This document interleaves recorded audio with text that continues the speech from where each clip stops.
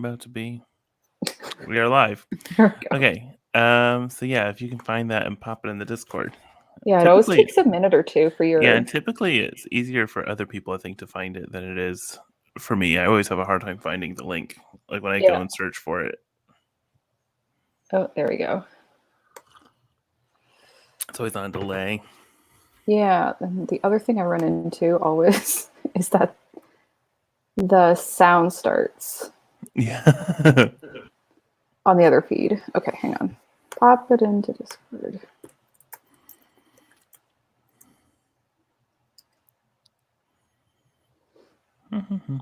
There we go.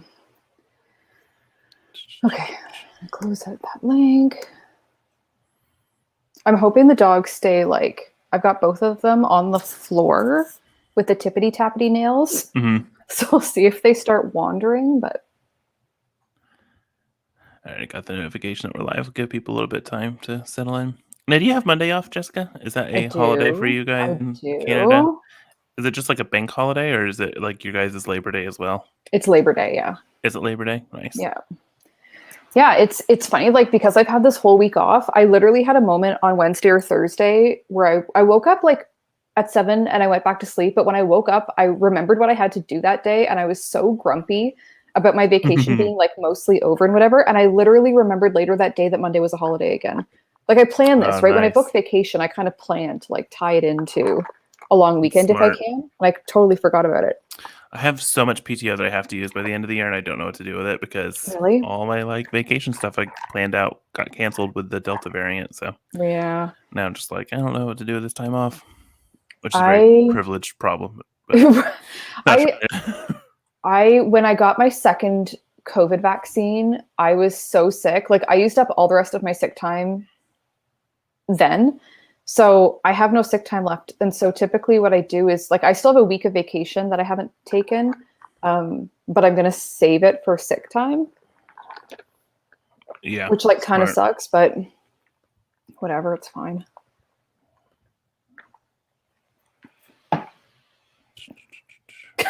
Sam. Yeah, right? Hello. Hey, Sam. I didn't do anything. That's the thing is I'm such a homebody that people are oh, I don't want to take my vacation if I don't have anything to do, which I get. I do. But I take a lot of stay-at-home vacations and just kind of make plans for around the house for myself. Same. It's always really nice, especially as readers. Really, it's nice to just have some time. Oh God, I wish I'd read more. Can I just say that my audiobook is about to expire on The Way of Kings, which I finally am rereading. Wow. I have 9 hours left to go and 8 hours left in my loan. And now how do you like their audio narration, Kate Redding and Michael Kramer? I was fine with it, actually. Okay. I'm always a little bit jarred when fantasy narrators aren't British, which is such a problematic thing in its own right. But I was fine with it. Once I got into the book, it was fine. But now I'm kind of I'm literally moving the pages as I get through chapters in case my audio expires. Hey, Heidi. So I know where I am.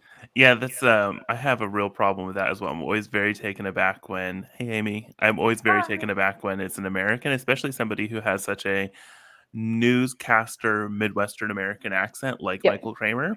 Yeah. It can really feel quite jarring. But I think I'm at that voice now. For me, that's Kaladin's voice and it's fine. But again, I've listened to it now for 36 hours. So there's a character that they really make sound quite Texan. He's in, I can't remember the name of the character, but he's how y'all? It's very Southern. I don't remember. I don't notice this at all. Oh, I'm trying to remember the guy's name. He's kind of he's on Kaladin's Storm Bridge crew. Oh, okay. And I can't remember the guy's name, but he's very Rock or Teft or somebody. Somebody, yeah. It's very. I'm listening to it on 1.7, I guess, speed, and I think sometimes some of the nuances of the narration get lost in the speed, which I like. Mm-hmm. I have to wonder too, if I can fully comprehend, this does not feel like it's speaking fast. And I'm like, Yeah. is this, when people record these, do they slow down their voice to get them to Yes. 1.0? Because They they have to, absolutely, right? well, I don't know if they, like, actually edit their voices to be slower, but when they actually record and they, like, do So the voice slow. acting, it's definitely slower than conversational speech. Like, I think Like conversational way speech is slower. probably, like, 1.5 to 1.7 I think so. what they're doing. Yeah. And I typically can't do, like, 2.0. I feel like Me if I either. trained my ears, I could do it, but I typically go Yeah. to 1.5. Yeah. Me too. This one I'm just speeding up because one, I'm running out of time, but Mhm. two, the narration can handle it. I'm not losing anything. Yeah. So Alright, so are we, ready to talk about the book? let's go. Let's talk about it. So, our book was The End of Days by, Jenny Erpenbeck and translated by Susan Bernofsky. Susan Bernofsky is a pretty well-known, translator from the German. She's translated Yoko Tawada's books. Um, so this is about a woman who, is named. I know she has a name, and I've forgotten her name already. And that's because for the Mhm. majority of the book, she's not referred to as her name. She is referred to as the title of the role that she is taking on in whatever segment of her life we're looking at. It's basically follows this woman through 5 different iterations of her life. And each iteration of her life looks at what would have happened had her life not been cut off short at certain points in her life. So at the beginning of the book, we see what happens if she had died as a young baby. Then we see what happens if she would have died um, through like a murder, suicide, weird situation. Then we look at what would have happened if she had died because she had been accused of being a spy or some sort of like communist traitor. Then we see what would have happened if she had like died of old age. All these different iterations of her life and the impacts she would have had. And it's kind of an interesting, maybe metaphysical kind of look at life, people's context and history, the way they impact those around them, their surroundings. Um, and yeah, it's in my opinion, I found this to be a much more dense read than I was expecting. Same. Um, and it was, I think I was expecting from the kind of description of it to have some of the beats of like a World War I to World War II romp. And maybe I knew it wasn't going to be exactly a romp just because I kind of knew that Jenny Erpenbeck's style was much more introspective, but I was expecting it to have a lot more of those types of plot points. And it kind of didn't for me. This was a very much a quiet examination um, and introspection on this person's life. How did it work for you, Jessica? Yeah, I mean, I think you kind of bring up something that I maybe hadn't thought about explicitly in that way, but is certainly true. And again, the comparison to Life After Life by Kate Atkinson is kind of where I'm coming from. And use the word romp. And I think Kate Atkinson's plot is to hit touchstones that the audience will recognize from history, Mm, right? To mhm, say, like, oh, this person is here at this time, and this is a thing you probably know something about. And then the life keeps getting like rebooted kind of thing. Kate Atkinson's is much more cinematic in the way it's told. It's much more, I guess, palatable for a general audience. Whereas this one is very, there weren't those touch points. Like there were moments where I could place our character in kind of a wider scope of something that I knew. I had a feel that I knew about, but there was no like big historic mm. moments really that she's part of. It's more like you said, kind of quiet, very introspective, could be anybody. And like that's played with a couple of times. Like in the first section, we all, I think, in Discord at the time were noting that we found it hard to keep track of the characters a little bit through that first section where Interesting. people aren't named and it was I jumping. actually was shocked at how well I was able to keep track See, of them. I was all over the place and I was like, what the heck is going on? And then I made it to the end of book one and I was like, okay, so now I have to remember who these people are through different iterations. And I was worried about being able to follow that. And I think part of it is because, like you said, there's an anonymity here. And I think that's part of what works about the book. And this was one of the things I remember the book 3 was like a divisive book in the group because That some was where I people really started to struggle with the book, to be honest. see, and Book that's 3 where I was liked it hard. more. Like books 1 and 2, I said were so like visceral and immediate, and you were meant to like feel that pain with the character, right? And her family. By book 3, there's almost a detached anonymity to it. And I think that's kind of what about the book works is that it could be literally anybody. And I think, you know, one of the things that if I'm going to remember anything about this book, it's going to be that I don't think we fully understand the implications or the impact that the 20th century has had, especially in Europe in this context. Like certainly there are other things going on in the world than what's going on in Europe, but I don't think this could be like so many different people. Like there were so many people affected in really brutal ways. And there were moments where I was like, oh my gosh, like this family can't have it any worse. And then we get the next book and it's even like more horrible. And I'm like, that was some people's reality. It's not that far-fetched to just pack this stuff on. Like the 20th century was horrific, and following this one life kind of the span of like 100 years, 90 years or whatever, like there were parts about that really worked. But I never felt like I really knew the character. And we talked about this really briefly before we went live, but there wasn't a lot of character development. There was like, we got character development through what was being done to her. And there wasn't a ton of character development, like between the characters, no real relationships built. And so I just didn't feel like I really knew the character by the end of it, but maybe that was kind of the point of it. Yeah. I kind of want to bring up Heidi's comment here because I was actually going to say this is just what you're describing, is how I sometimes feel about books that use points from American history because I'm not that familiar with it. I was going to say, because this book was originally published, obviously, in German to a German audience who would have been much more familiar, I think, with the history that's going on here than we are. And I think what I struggled with wasn't necessarily not understanding the historical context, but once it got to book 3, where we were talking about Comrade O, Comrade H, Comrade L, that type of distancing with the characters and kind of assigning these roles and stuff like that. So I think that was clearly intentional. Like, I'm not trying to be like, she made a bad decision, but I think for me, it really lost a lot of emotional ground for me. And that was really supposed to be probably the most tense and gripping section of the book, just given the stakes of what was going on there. And I didn't feel it personally as a reader because everybody felt so detached. It's so interesting because like you said, I think it's intentional, right? You're meant to feel like this could be anybody, this could be you, right? We don't need to know who it is because it's like a prevalent, like if I know, if I in my mind have one kind of preconceived notion about what what the Soviet Union was like under Stalin in particular, like that's what it is, right? It's that police state, that constant, you never know who's working for who or who's telling on who. Like it's something that felt so familiar to me and I had seen done so well. And that detached focus worked for me in that I felt like I got more out of that section somehow. But I totally take your point that, like, by its very nature, if she's trying to detach the reader from the situation, you can't feel empathy in the same way as you can certainly in like book 1 was, I remember we all read book 1 and it was like, holy crap, that was a lot to take in.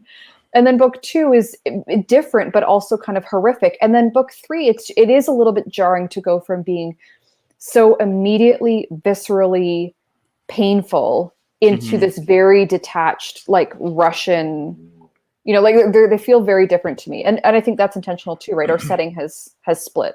Yeah, I agree. Heidi says that book 3 was successful for her. It was spot on. I've heard stories from my grandmother who lived through that time, and she nailed the vibe. Like I said, I think if we had different contexts, I mean, obviously, I don't know anybody personally in my personal life who was in Eastern Europe during that time. So we kind of lack that kind of personal context for really understanding what it would have been like, and sometimes like it did feel like, how is this happening? Like, I kind of had moments where I was like, how is everyone this distrustful of everybody else?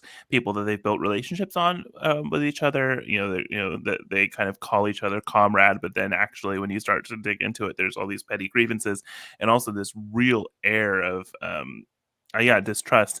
And part of me was like, is that believable? But then I was like, probably, yeah, actually, in that like type North of police Korea state, today is that basically that would be very believable. So it wasn't that I didn't believe those sections. It's just that as an emotional experience for me as a reader, I didn't connect to them. And that's not necessarily a failing of the book, but it's just what my experience was. Well, and you've said before, like that is an important thing, right? If you don't connect to the characters, like books tend to not be successful for you. It's not just that I have to connect to the characters, but I have to emotionally kind of be with them, Yeah. um, and I didn't really feel that. I actually found books 1 and 2 to be more emotionally compelling, in particular, book 1, after her daughter had died and looking, Mhm. because that book 1 really wasn't really about the protagonist, it was about the protagonist's family, and Yeah. really looking at, like, her mother, what happened to her father, and the fact that, like, her mother never knew what had the true history was of her father, Mhm. um, because her daughter okay, so because her daughter dies, she finds Yeah. out the history of her father. But then in all the rest of the iterations of her life, she never really understands what happened to her father because her daughter never died, and so her mother and her never had this like time to emotionally talk about the situation, which I thought was really interesting. Like that was one part of the book, Yeah. and seeing kind of like how these like different things had several different ripple effects was really interesting. And actually, I found the part in the first book when um, she starts to engage in sex work to be really gripping and emotional in that first book. Yeah. And I found both the first two sections. I wouldn't say that they were the most emotional part like reads I've had. I definitely felt a little bit of a distance from the characters, but I found them much more emotionally gripping than I did really the rest of the book. I think the Um, later sections in mhm, particular, like books 4 and 5 were very short. Like they yeah. were about half, right, of the previous ones. I mean, we're kind of rolling through her later life and two kind of different paths that her later life could have taken. And at that point, I think we're supposed to be attached to this woman who, like, we've seen die in these various Mhm. ways and frankly, like horrific Yeah, ways, horrific. Yeah. especially in the first two. And then in book 3, it's less horrific, more like arbitrarily tragic, Mhm. because it didn't have to be her, It was like a but it paperwork thing. was, right? Yeah, it was just like a clerical error almost. So I think what struck me about the book was that in book 1 we get dropped into emotions immediately, right? Mhm. Like from I think from page 1 that like her kid is the child has died on page 1, right? Yeah, she's dead when the book opens up. Yeah, the Lord gave and the Lord take away, her grandmother. Yeah, Yep. okay. So I think for me, when you're dropped in that quickly to the story, I did feel some like character development as they try to process their grief Mhm. and like what that impact was on them. That I found compelling. I think that now that I think about it kind of out of context, the first 3 stories could have been short stories standalone, and I would have Yeah. gotten more out of them as like really short fiction gut punches than I'm getting out of trying to stitch these all together and talk about them in one cohesive narrative.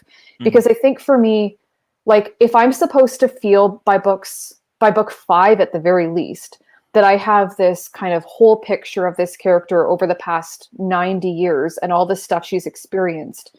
And coming to the end of her life and kind of I'm supposed to have more feelings about it than I think I did.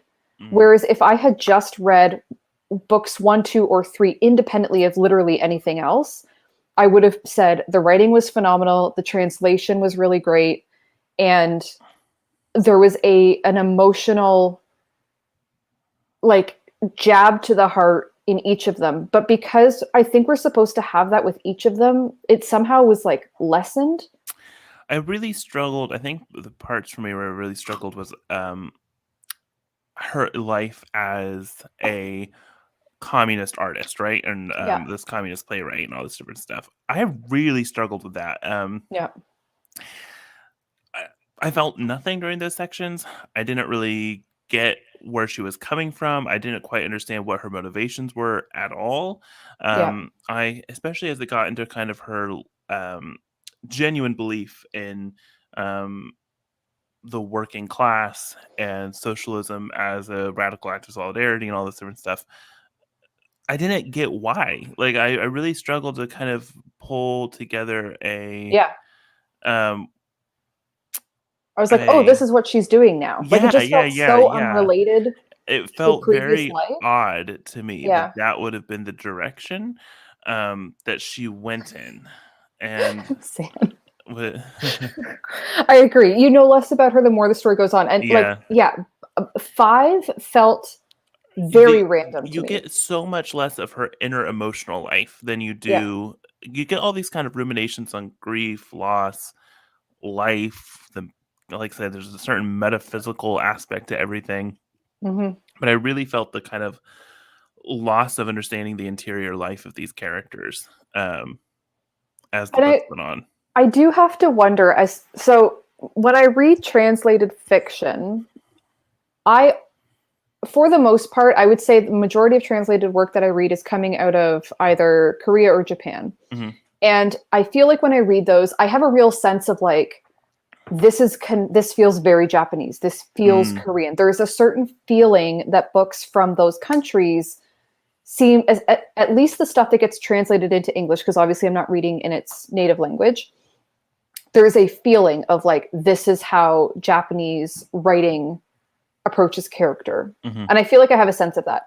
I Well, have only read a very few number of German books in translation. And mhm. I do wonder a little bit if the approach to character uh, is German in some way. Like It's interesting. I feel like this is a very German book. It's very kind of bleak. There's some detachment.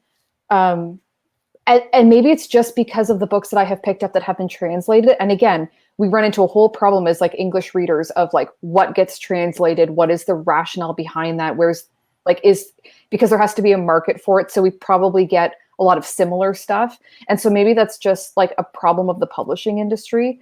This felt like a German book to me, but I haven't read enough of it that I Well, could really again, like say that. besides Jenny Erpenbeck, I really can't think of that many Oh, there's another German one. Yeah. contemporary translated authors. You know what I'm trying to say? I Yeah. mean, there's Yeah. obviously some classics out there, but she is kind of the main face of German literature. I Yeah. mean, To an by English audience. yeah, Yeah. to the English audience, she's definitely the main face of German literature right now. Um, well, I guess Yoko Tawada, I think her books were actually originally published in German. She's Japanese, but she writes in German, I think. Don't quote me. Pretty sure There's that's true though. somebody else that I read, Um, and I cannot remember his name or the title of the book that he wrote that I read. yeah, so I don't know how much of that is coming from a kind of German storytelling tradition, but you're right. Like Japanese books, and a lot of East Asian literature is kind of known for having more of a, I don't want to call it detached storytelling voice, but maybe a little bit more of a detached storytelling voice. It doesn't kind Yep. of hold you along with the character in some of the same ways that we're used to in the Yep. Western storytelling tradition. Yep. Um, but I'm not really sure if that's what's going on here or not. But I don't know. And I haven't read any of her others either, right? And there's a couple others that I would be interested in I reading. started Go Went Gone when it Oh, I came have a out. copy of that somewhere. Um, because I had gotten it from my library, and then they asked for it back, and that was a much more emotional, kind of traditional storytelling thing. I think that actually some of the detachment that we're experiencing literally just came from the storytelling structure. Yeah.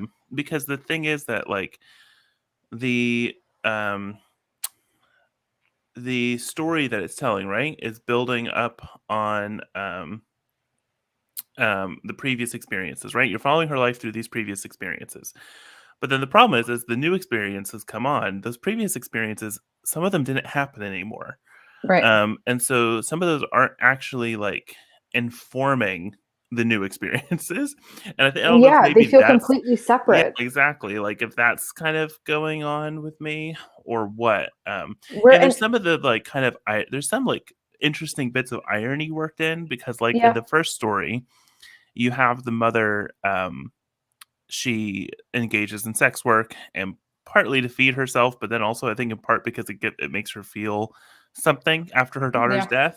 Yeah. And then in the next iteration of the story, her daughter never died. She never engaged in sex work, but there's this really interesting line where she tells her daughter that she looks like a whore because she hiked up her skirt. And the daughter says, "Well, what do you know about whores?" And as the reader, you're like, well, in this Oh. previous life that never actually happened, Yeah. she would have been considered that. And so there's parts of that where it's like kind of interesting as a reader to see how like an experience that didn't happen impacts kind of like your feeling as a reader to certain lines, Hmm. but it doesn't really feel like it impacts the characters, if And that makes any that's sense. see, and this is the thing. Like again, my comparison is always going to be Life After Life for a book like this. And I read it. so long ago. Like I read it probably when it came out or very shortly thereafter. Mm-hmm.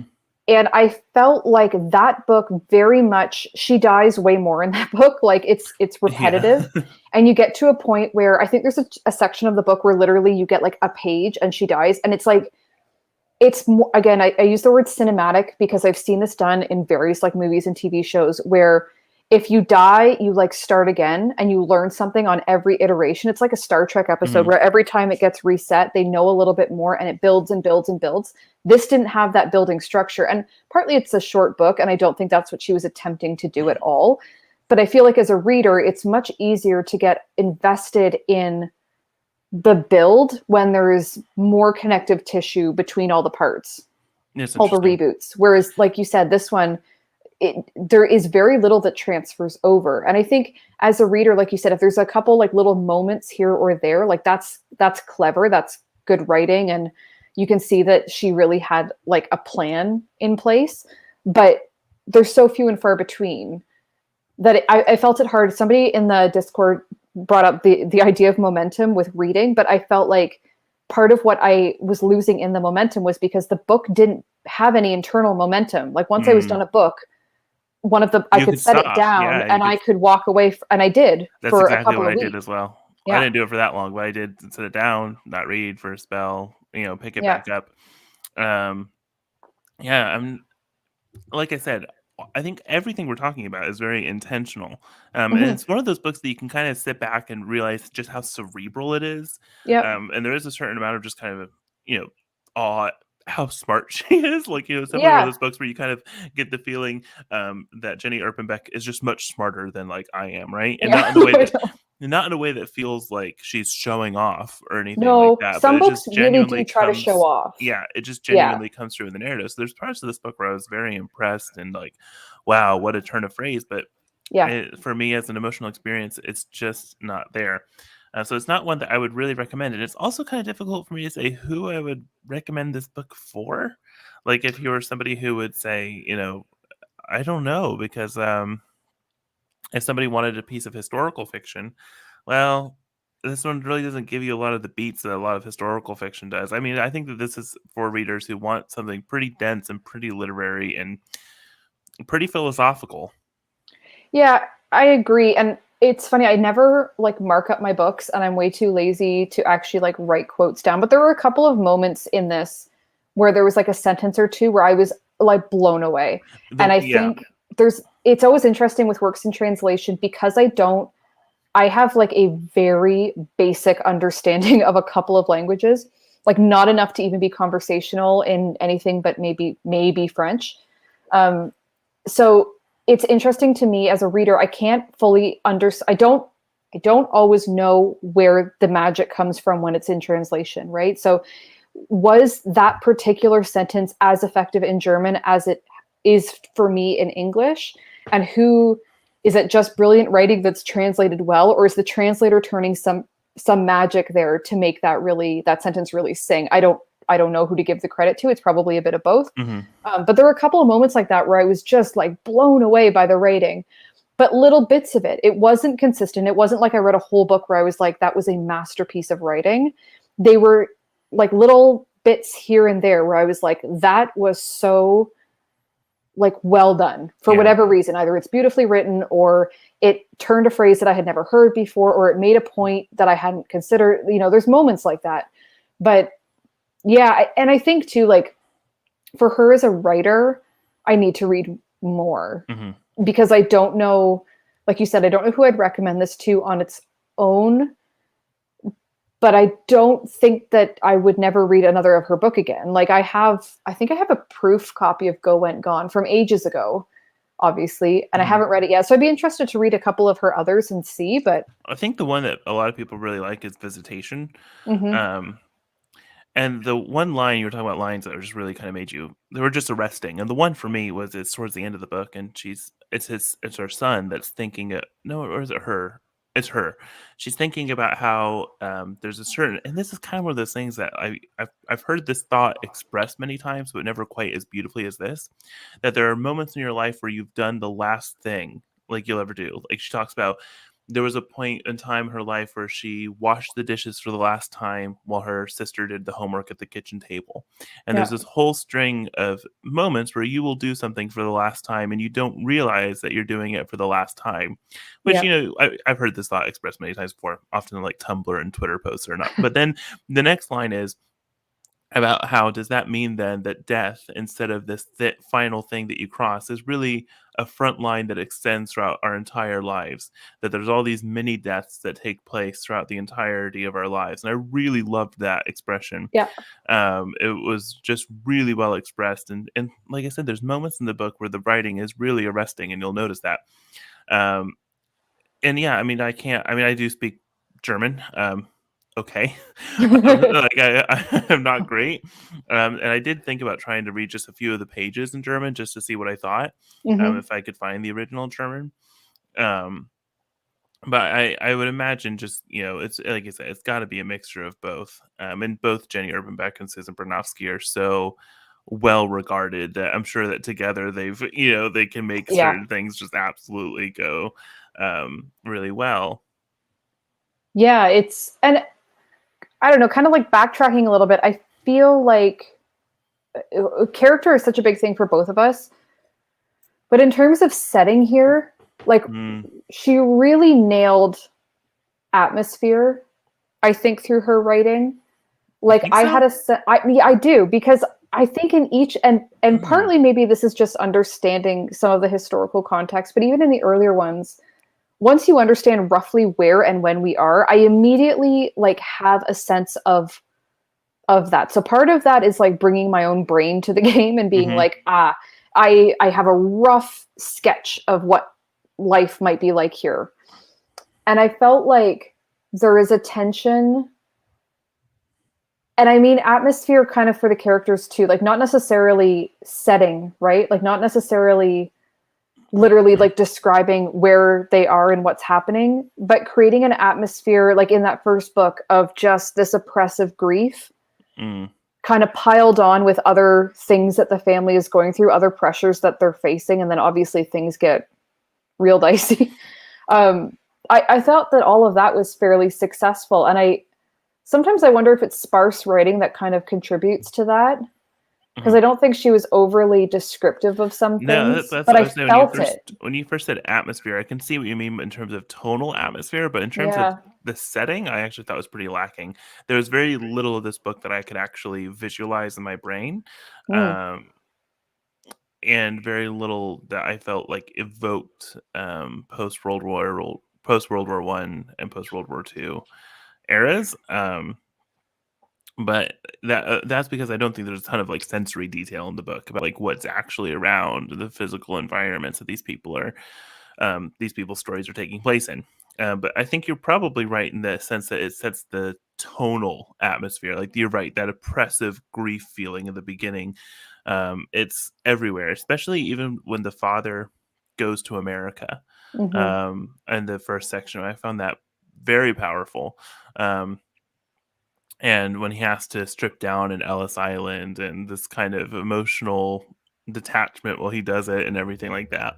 I think you're right about the tonal atmosphere, but I wouldn't necessarily say that this for me felt atmospheric in general.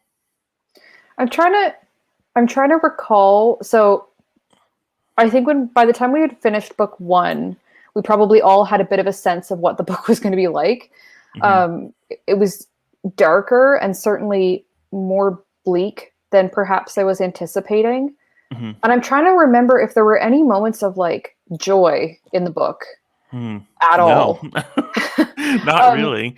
I mean, and so, go ahead. well, I say you get the sense that she experienced it towards the end of the book. She experienced this successful life as this communist novelist But we don't or see, writer, but like, you it's don't not really on the see it. page. Like it's. I kind of am always waiting. Like after stuff starts, Hmm. even a couple of pages into book one, I just felt like I was reading the whole book, waiting for the next thing that was going to beat this family down, Mm. the next thing that was going to ruin them, the next horrific thing that was going to happen. And then by book three, and we're in Russia, and I'm like, oh shit, like here we go, right? Yeah, and it's And you interesting knew what it was going to be like. because I don't mind a little bit of oh, I don't mind a little bit of tragedy porn. I really don't. I loved A Little Life, Yeah. but that was a much more you got a much more sense of the emotional internal realities of the characters in that. So the bleakness It's a bit felt more more balanced. gripping. Yeah, this is just it's just definitely it's just detached. I mean, that's the main thing about the whole book for me is that it just felt detached. And that's not necessarily like I said, it's clearly what she's going for in the terms of the atmosphere here, but it doesn't work for me as a reader. Yeah, it just felt like she had like it was literally the weight of history, the weight of, Yeah, that's interesting. and that's an interesting thing for somebody like me who loves history to look at, and to explore it in these different ways. But going back to that, like wanting to feel some sort of connection with the character, I think without seeing them succeed, seeing them find joy or find Hmm. peace, it's hard. Without having, you need peaks and valleys because it's all baseline, it's all Oh, yeah. horrible, it Yeah. never goes up and then comes back down, really. I mean, maybe there's a couple moments where things don't seem, or when you start a new book and you're like, okay, it's another shot at this, but then very quickly you realize like, nope, we're right back in the pits. And Yep. so, right, like Zan saying, Yeah.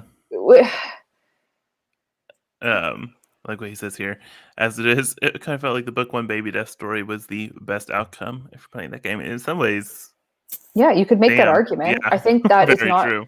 right. You could definitely, yeah. And He says she blasted through the book because it was I just a lot. I wanted to put it behind her. I kind of yeah, felt that as well. I'm going to be clearly honest. I didn't read the last 10 pages because I was just very bleaked and kind of like, well, she's going to die of old age. Like, I I don't know what went else is through going to happen. very quickly. Books 4 and 5 I read very quickly Um, because I was just kind of done with it. And I think in a longer book where you can develop some of those peaks and valleys and give mhm. some more emotional oomph or give a bit more character development to make us care a little bit more about the next horrible thing. It just felt like we were in the trenches the whole time on horrible, Mhm. Yeah, completely agree. which is So interesting. I don't think it's necessarily like a really bad book. no, no, no, Um, no, no. and I have a And I friend who I think is going to read it too, and I'll be interested to hear what he has And to if say. somebody said that they absolutely loved it, like I would get it. Like I think this is for somebody who wants to really sit down with a book and be very introspective and peel back every possible layer, and just read this something incredibly slowly. But for me, it was a little too bleak and too detached for me to even really have the investment to want to do that. Like there's Yeah. books where I will sit down and just like oh, like let it just like every But it's like a page. Robin Hood for me though, and it's in a different way, like I want to Well, luxuriate in that world or even those for characters. example, I read Transcendent Kingdom by Jan Hmm. Jossi, right? Oh, Which is so a good. very depressing novel. Yep. It's very sad. It's in some ways there's as far as what happens in the book, it's pretty oppressively depressing. Like Yeah. you read it and you just feel Yep. bummed. Yep. But the But emotional reality and the commentary in mhm, that book is so much more immediate. yep.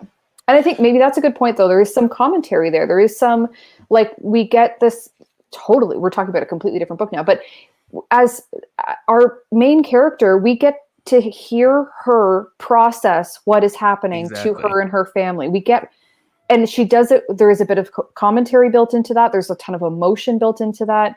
We don't get that perspective here, So really. my I guess my buy-in for that book to want to sit down with it and just read every sentence incredibly slowly, which I did. I read that book like it's a short book. I Hmm. read it over the course of like a week because Yeah. I wanted to take every page as slowly as possible, and that's because there's an emotional buy-in for me to want to sit down and read it as slowly as possible and think about all the consequences of every single sentence Yeah. where that wasn't there for me in this book. And Agreed. I feel like if you have somebody that's really interested in kind of like the philosophy of what's going on here and the all the different connections you can make and the ramifications of each little life and all that different stuff, they're going to really like this book. If there's somebody who's not doesn't need a very character driven thing, they're kind of an Hmm. idea focused reader, they're going to like this book. Yeah. But it just wasn't for me. So yeah, I mean, I'm not saying that there isn't a time and place for me as a reader with those types of books, but I need that emotional buy-in to feel like it's worth my time and energy to do that. Yep. Oh man, if you Um, guys haven't read Transcendent Kingdom, it's so good. run, run, don't walk.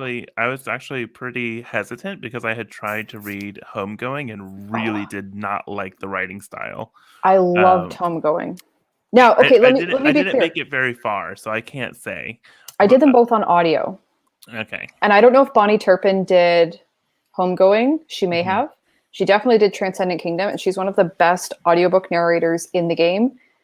Anything she narrates, pretty much I will listen to. And so I had a different, like, I didn't sit down and read it really slowly because I was listening to it on audio at a pace that was like, felt normal to me. But you have that immediacy of like having somebody say the words in your brain, you know? Oh, it was so good. I totally get that. Love those books.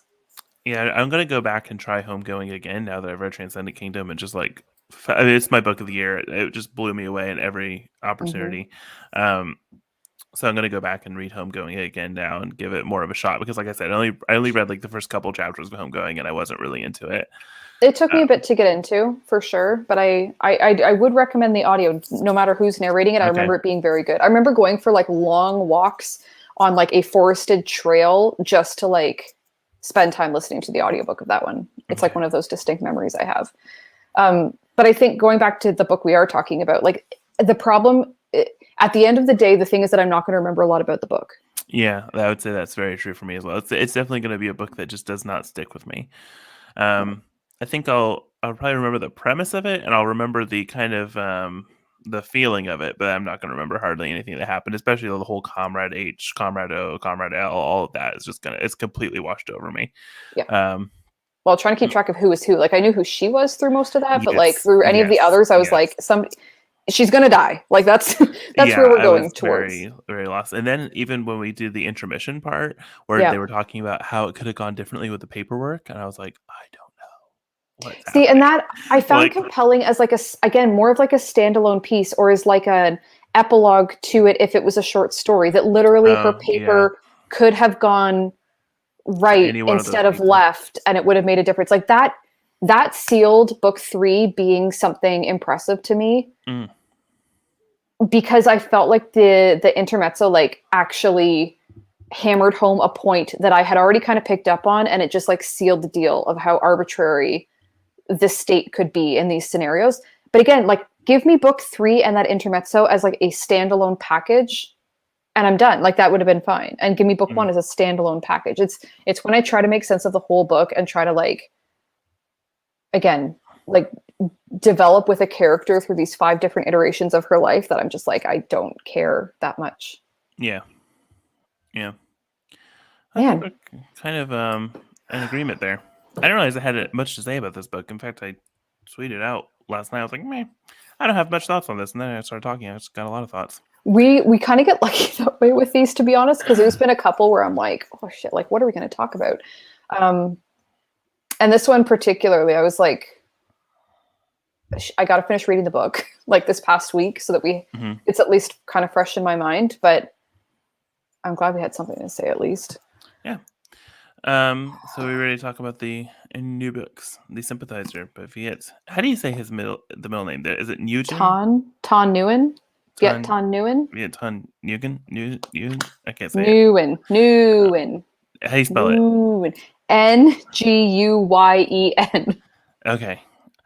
Nguyen. Okay. Think of Nam from figure skating. Nam Nguyen. Oh, okay. Yeah, he's our boy.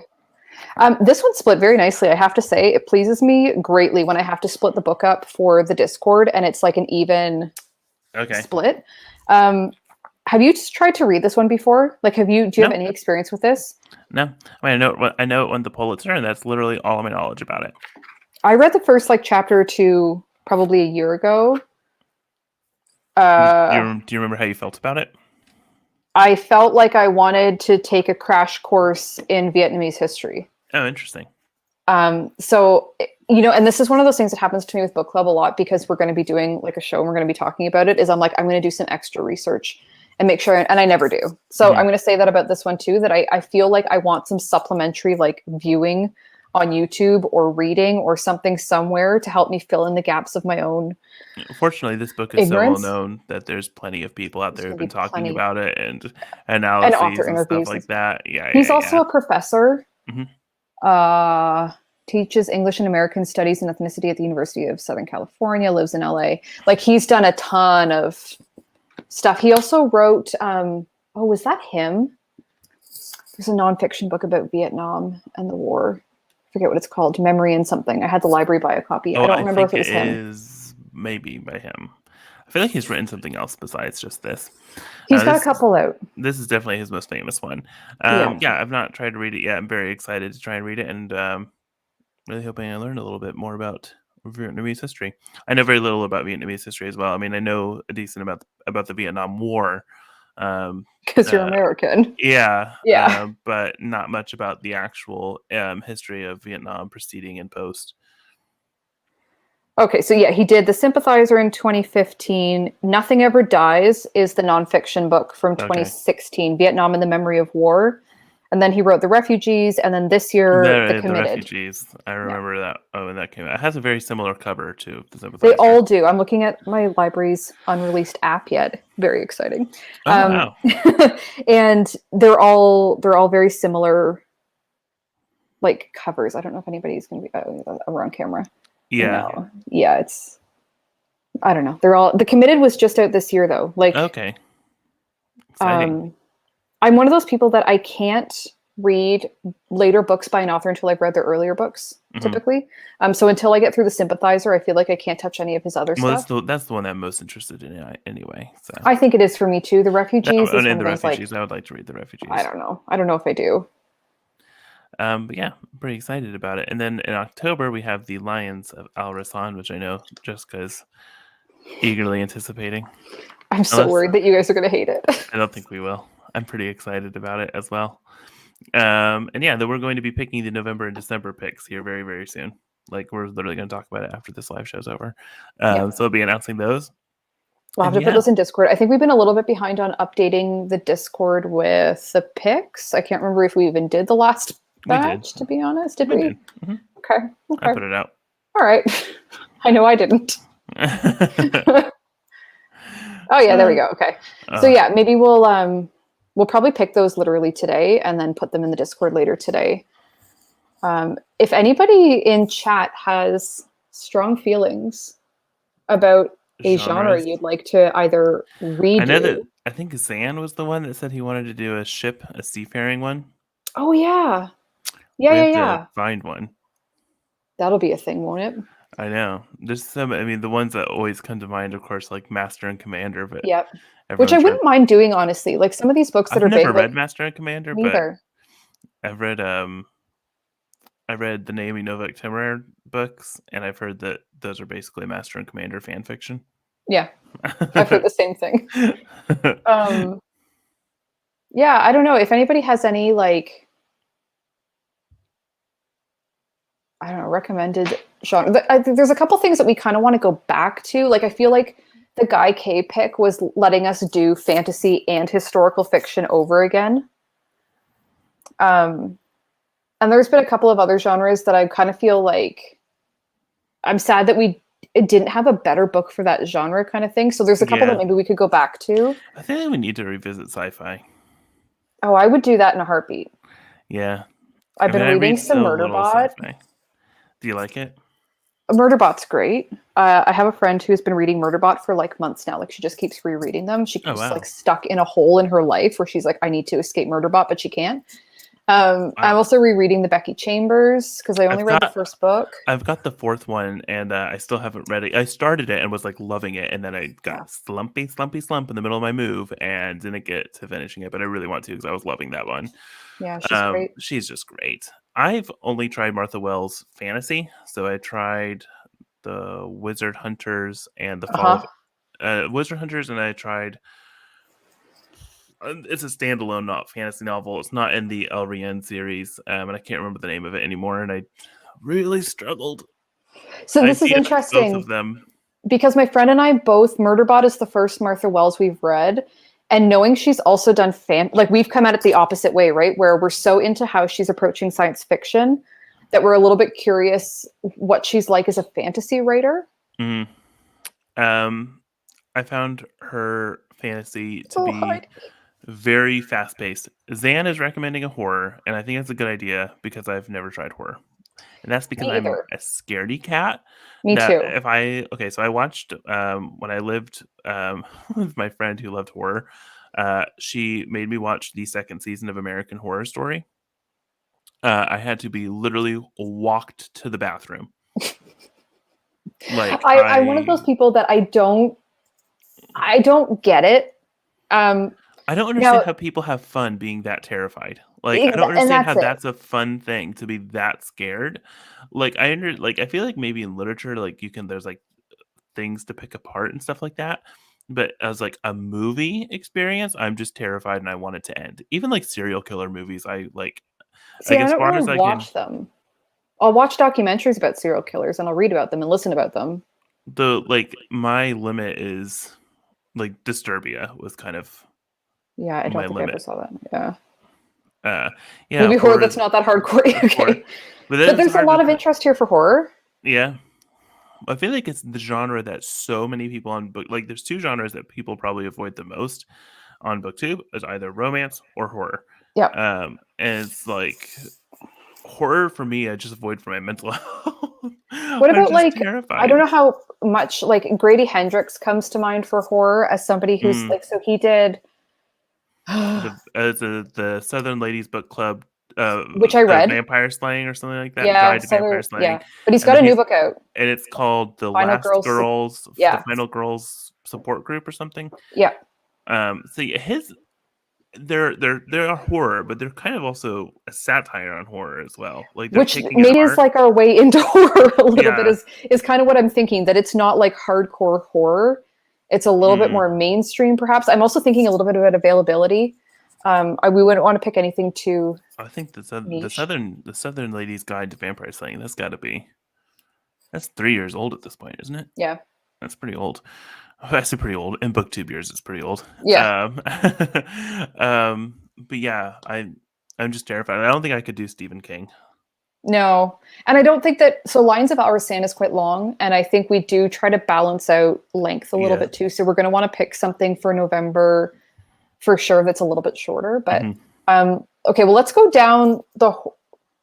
Oh, you DNF'd the vampire. I did it on audio.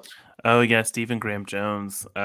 His I don't know him. yeah. Oh, you do. Do I? The Only Good Indians. I don't know if I You've do. not seen it at your library. It's like been everywhere. It's the one about the guys that they kill an elk, I think it is.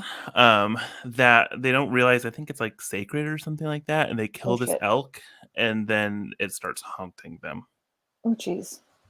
Okay. Okay. Well, Um, let's put horror definitely on the list of we'll yeah, definitely. find. We need to look at horror, Um, and I think we need to revisit science fiction. I'd be down with that. Like doing horror in November, right after Halloween, and then Hmm. maybe um, redo sci-fi in December. Yeah, I'm totally down.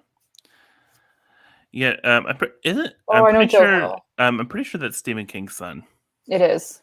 Yeah, It is. Nosferatu, Nosferatu, and Nosferatu. there was a I you know what I was it the Firemen Yes, that is because him it as was well. narrated by Kate Mulgrew, and I was like, I think it's yes, really funny that please. like Joe Hill, he intentionally when he started writing books, um, changed his name because he didn't want the success of his father to Yeah. impact his book sales, and then his brother Owen is like Owen King, written with my daddy Stephen Yeah. King. My daddy helped me with no. It's I don't even know the guy. I've not read his stuff. Like that's probably a little bit unfair, but I love that. Yeah, Well, they just yeah, co-write books together as Stephen and Owen King, and it just cracks yeah. me up because like Joe Hill was very like, I am my own Making my own man. thing. Yeah. Yeah. All right. All right. I think we got some good picks. The horror and sci-fi actually sounds like a lot of fun. I'm Yeah. excited now. All right. I'll let everybody. I think we're good. Yeah. I feel like this is one of our shorter ones, but I don't have anything Yeah. else to say about the other book, and That's fine. that's fine. Sometimes how it is. Thank you guys for coming. I hope everyone Yeah. has a good weekend. And if it's I know some places it's Labor Day weekend. I hope if it's Labor Day weekend, you have a great Monday off of work. And if you do have to go to work on Monday, in solidarity with laborers across the world, I encourage all of you to commit time theft. All right, guys. Bye. Bye.